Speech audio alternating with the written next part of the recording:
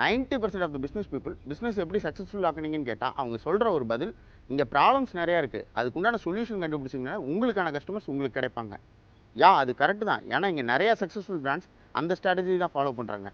But balance இருக்க 10% சொன்ன ஒரு பதில் தான் என்னைய பிஸ்னஸ்குள்ளே இழுத்துது.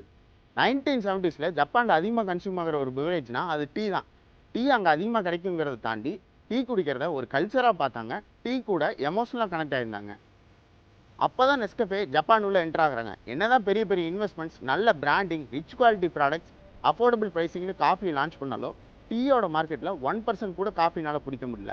காஃபி குடித்தவங்க எல்லாருமே காஃபி சூப்பராக இருக்குன்னு சொன்னாங்க. ஆனால் யாருமே காஃபி பவுடரை வீட்டுக்கு வாங்கிட்டு போகல. அப்போ தான் நெஸ்கஃபே ஒரு விஷயம் பண்ணுறாங்க. காஃபி செல் பண்ணுறதை கம்ப்ளீட்டாக ஸ்டாப் பண்ணிட்டு அங்கே இருக்கிற குழந்தைகளுக்கு காஃபி ஃப்ளேவரில் இருக்க சாக்லேட்ஸ் மேனுஃபேக்சர் பண்ணி செல் பண்ணுறாங்க. இதை 1 வருஷம் 2 வருஷம் பண்ணல, 10 வருஷம் ரிப்பீட் பண்ணுறாங்க. இந்த குழந்தைங்களாம் அடல்ஸாக மாறுறப்ப காஃபி ஃப்ளேவரில் இருக்க சாக்லேட்ஸ் கூடயே காஃபியை ரீலான்ச் பண்ணுறாங்க. அண்ட் இன்னைக்கு Japan is the 4th largest coffee consuming nation. Nescafe கிட்டேருந்து நாங்கள் கற்றுக்கிட்ட ஒரு விஷயம், உங்கள் ப்ராடக்ட் மேலே நீங்கள் கான்ஃபிடென்ட்டாக இருந்தீங்கன்னா find a solution to go into people's heart. But இதில் பேஷன்ஸ் ரொம்ப முக்கியம், அதை மறந்துடாதீங்க.